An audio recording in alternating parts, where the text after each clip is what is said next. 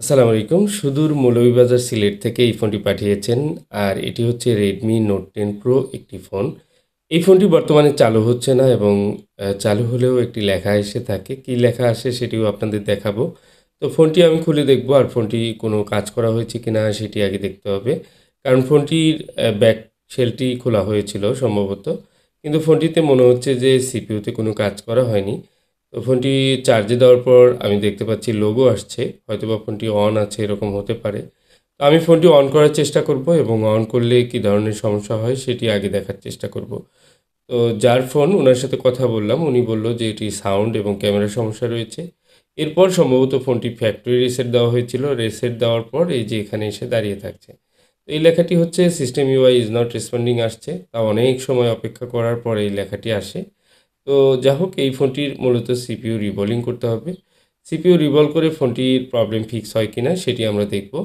তো সিপিইউ রিভলভের জন্য মূলত প্রথমে গ্লু কাট করে নিতে হয় এবং কি খুব সেভ ওয়েতে প্রথমে হালকা হিট দিয়ে গ্লু কাট করে এরপর কিন্তু সিপিইউটা খুব সুন্দরভাবে রিমুভ করতে হয়। সিপিইউ রিমুভ করার সময় যদি ফোনটি ড্যামেজ হয়ে যায় তাহলে সেই ফোনটি কিন্তু একেবারেই খারাপ হয়ে যাওয়ার সম্ভাবনা থাকে। যে কারণে খুব কেয়ারফুলি কাজটি করতে হয়।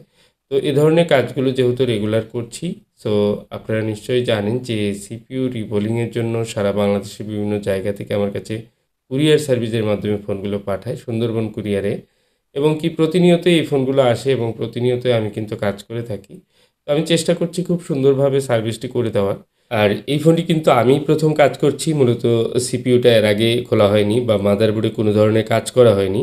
সেক্ষেত্রে এই ধরনের ফোনগুলো কিন্তু রিপেয়ার হওয়ার সম্ভাবনা অনেক বেশি থাকে এবং কি রিপেয়ার হওয়ার পর একটা নিশ্চয়তা দেওয়া যায় যে ফোনটি কিন্তু লম্বা সময় ভালো চলবে। অনেক ক্ষেত্রে দেখা যায় যে কিছু, কিছু ফোন আমরা পেয়ে থাকি যেগুলো আগে থেকেই কাজ করা রয়েছে এবং কি সেই ফোনগুলোতে কাজের কোয়ালিটি ভালো না থাকলে সেই ফোনগুলো কিন্তু লং লাস্টিং করে না। এই বিষয়টা খুবই গুরুত্বপূর্ণ যে আপনার ফোনটার কন্ডিশন কেমন আছে এবং কি ফোনটা খোলা হয়েছিল কিনা, কোথাও দেখানো হয়েছে কিনা, এই বিষয়টি অনেক গুরুত্বপূর্ণ। যাই হোক আমার সিপিইউ রিবোলিং করে সিপিইউ ইনস্টল করার পর ফোনটি আবার অন করব।